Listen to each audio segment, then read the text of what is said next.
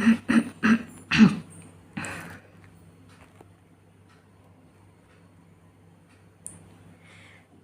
Everyone, welcome back to IGNOU exams.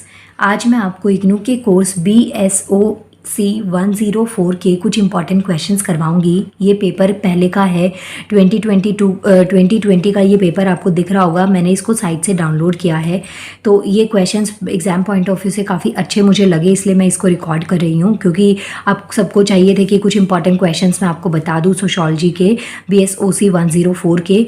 और देखिए, ये जो आपका ऐसा थ्योरी वाला पोर्शन आता है, चाहे आपका सोशोलॉजी है, पॉल साइंस है, तो ऐसे ना ये स्टैटिक क्वेश्चंस होते हैं इसमें। और आप ये जो थ्योरी वाला पोर्शन है जिसमें आपको 5 क्वेश्चंस करने होते हैं 20 मार्क्स ईच के, तो इसमें मेरे आप सबको एक ही सजेशन है कि आपसे ज़्यादा अगर नहीं पढ़ा जाता, क्योंकि टाइम बहुत लिमिटेड है अभी आपके पास में, और अगर आपसे ज़्यादा नहीं पढ़ा जाता तो बहुत सिंपल सा स्टेप है, बहुत सिंपल सी ट्रिक है ये इग्नू में अच्छा मार्क्स स्कोर करने की, कि आप 7 to 8 क्वेश्चन स्टैटिक वाले पोर्शन से अच्छा सा उनका मटेरियल रेडी कर लीजिए, कंटेंट प्रिपेयर करिए, और उन क्वेश्चंस को इतना अच्छे से करिए कि आप उसमें कहीं से कुछ भी ना भूलें और काफ़ी अच्छे अच्छे पॉइंट्स उसमें आप रिलेट कर पाएँ।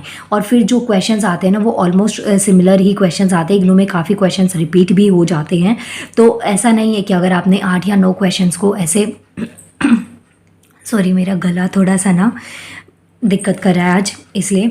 और ऐसा बिल्कुल भी नहीं है कि अगर आप 7 to 8 क्वेश्चंस को प्रिपेयर करेंगे तो उसमें से आपके 3 या 4 क्वेश्चन एग्जाम में नहीं आएंगे। बहुत रेयर चांस होता है कि नहीं आएंगे, इतना टाइम ख़राब नहीं हो रहा है आपका इस वक्त। तो आप उनको प्रिपेयर करिए ताकि आपके पास में एग्ज़ाम में बैठ के सोचें ना आप, और आपके पास में रिटर्न में कुछ मटीरियल अवेलेबल हो, एटलीस्ट आप लिख कर आ पाएँ कि हाँ कुछ आप सब्जेक्ट से रिलेट करके लिख पाएँ। इसीलिए मैं ये क्वेश्चन की लिस्ट आपको दे रही हूँ, हिंदी और इंग्लिश दोनों में मैं आपको समझा दूँगी ये क्वेश्चन, तो आप अपने एग्जाम के लिए इसको पहले से प्रिपेयर कर सकते हैं। क्वेश्चन देखिए, पैटर्न तो यही सेम रहता है आपका। सोशियोलॉजी ऑफ इंडिया का पेपर है ये, BSOC 104 का 100 मार्क्स का पेपर है, जिसमें से 5 क्वेश्चंस आपको करने हैं, और 8 क्वेश्चन जो हैं जिसकी आपको चॉइसेस दे रखी हैं, या 8 ही है ना, हाँ जी 8 क्वेश्चंस है जिसमें से आपको 5 क्वेश्चंस करने हैं। तो चॉइस में थोड़ा आपको हेल्प मिल जाता है कि हाँ जो आते हैं या जिसमें श्योर हैं आप उन क्वेश्चंस को कर सकते हैं। नाउ क्वेश्चन 1 क्या कहता है, explain the main facets of liberal और इमेजिनेशंस ऑफ इंडिया। तो भारत में उदारवादी छवि के मुख्य पहलुओं का वर्णन कीजिए, ये आपके पास में पहला क्वेश्चन है। सेकेंड क्वेश्चन बहुत ज़्यादा इंपॉर्टेंट है, प्लीज़ इस क्वेश्चन को आप छोड़कर मत जाइएगा, क्योंकि गांधी जी से रिलेटेड ना क्वेश्चन आता ही आता है। Write a note on Gandhian idea of organisations. जो गांधी जी के सीमांतीकरण के जो गांधी जी के विचार थे ना, उनके ऊपर आपको क्या चीज़ करना है, एक शॉर्ट नोट लिखना है। नाम से ही शॉर्ट नोट है, वैसे आंसर में आपको कम से कम 4-5 शीटें तो भरनी ही पड़ती हैं। थर्ड क्वेश्चन है, discuss briefly the dynamics of social changes and continuity in Indian society.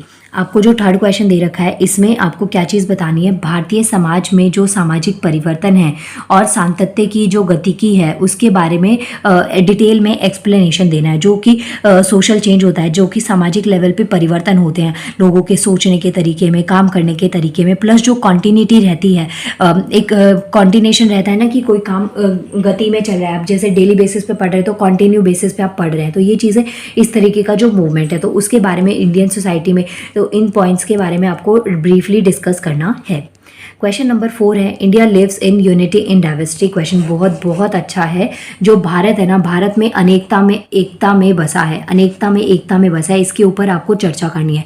Statement थोड़ी कॉम्प्लिकेटेड आपको लग रही होगी, ऐसा इसलिए भारत में अनेकता है। अनेकता का मतलब ये है कि हमारे भारत देश में बहुत सारे अलग अलग कल्चर के, अलग अलग धर्मों के, रिलीजन के लोग रहते हैं, सबकी अलग अलग प्रैक्टिसेस होती हैं, अलग तरीके से त्यौहार मनाते हैं, लेकिन फिर भी एक साथ रहते हैं। तो ये चीज़ होती है कि अनेकता में एकता, कि अलग अलग जगह से लोग यहाँ पे आके बसे हुए हैं लेकिन उनमें यूनिटी है, फेस्टिवल सेलिब्रेट करते हैं। आप अपने एरिया का एग्जांपल ले सकते हैं, जहाँ आप रहते हैं, जिस बिल्डिंग में आप रहते हैं, तो वहाँ पे सब लोग आपको अलग अलग धर्मों के मिले, लेकिन वो सब लोग मिलके सेलिब्रेशन करते हैं। उनके जो रिलीजन है, उनके जो कल्चरल प्रैक्टिसेस है वो आपके साथ में शेयर कर ली, आपकी जो कल्चरल प्रैक्टिसेस हैं आपने उनके साथ में शेयर कर ली। तो ये चीज़ें अनेकता में एकता का एक एग्जाम्पल होती है। तो इस तरीके से इस आंसर को आपको अटेम्प्ट करना है। बहुत अच्छा आंसर है, थोड़ा भी पढ़ेंगे तो 5-6 पेज तो बहुत प्यार से इसके भर जाएंगे। तो इस आंसर को आपको करना है, India lives in unity in diversity. तो ये आपको स्टेटमेंट समझानी है, भारत में अनेकता में एकता में बसा है।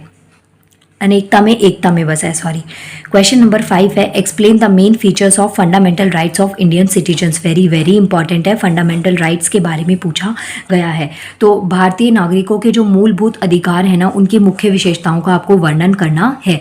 आप यहाँ पे फंडामेंटल राइट्स बता सकते हैं इंडियन कॉन्स्टिट्यूशन में कहाँ पे इनको स्टैब्लिश किया गया है, क्या इसके बेनिफिट्स है जो हमें राइट्स मिले हुए हैं, कैसे ये हमारे कॉन्स्टिट्यूशन को बाकी के कॉन्स्टिट्यूशन से अलग बनाता है। ये सब पॉइंट्स आप इस आंसर में लिख सकते हैं। नेक्स्ट क्वेश्चन है, what do you understand by the secularism and secularisation and discuss it's main features. तो जो लौकीकरण होता है, इससे आप क्या समझते हैं और इसकी जो मुख्य विशेषताएं उसके ऊपर आपको चर्चा करनी है। इस क्वेश्चन पेपर में सारे ही क्वेश्चन बहुत बहुत ज़्यादा इंपॉर्टेंट है। कोई भी क्वेश्चन मुझे ऐसा नहीं लग रहा है कि इंपॉर्टेंट नहीं है या आपके काम का नहीं है। तो सारे ही क्वेश्चंस को एक बार आप पढ़ना अच्छे से, और अगर आपसे लर्न नहीं होता तो एटलीस्ट फोकस के साथ में क्वेश्चंस को पढ़ना, इनसे रिलेटेड आंसर के पॉइंट्स आपके दिमाग में अपने आप चलेंगे और उसको आप स्टोर करना, ताकि आप एग्जाम में एटलीस्ट इसको अटेम्प्ट कर पाएँ अगर क्वेश्चन ये आ जाते हैं तो। नेक्स्ट क्वेश्चन आता है, explain the changing agrarian social structure in Indian society. Bharatiya Samaj में बदलती कृषि सामाजिक संरचना का वर्णन कीजिए। जो फार्मिंग होती है, एग्रीकल्चर है, हमारी सोसाइटी के लिए, हमारे ग्रोथ और डेवलपमेंट के लिए बहुत ज़्यादा ज़रूरी है।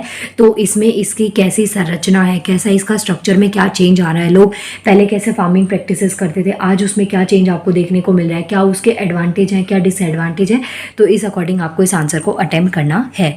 इस वीडियो का लास्ट क्वेश्चन है, discuss the various state initiative for women empowerment in Indian society. पूरे पेपर में सिर्फ एक क्वेश्चन है जो विमेन एम्पावरमेंट की बात करता है।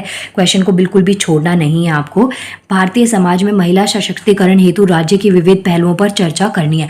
आप इसमें कुछ पॉलिसीज़ को, इनिशिएटिव्स को लिख सकते हैं करंट से रिलेट करके कि ये चीज़ें विमेन एम्पावरमेंट के लिए आई है, ताकि उनको समाज में एक बराबर का अधिकार मिल सके। उनको जो एक्सप्लॉयटेशन उनका होता है उनके जेंडर सेक्स की वजह से, तो वो चीज़ उनमें कमी आए और उसको कम से कम किया जाए। तो ये सब पॉइंट्स आप अपने क्वेश्चन के आंसर में लिख सकते हैं।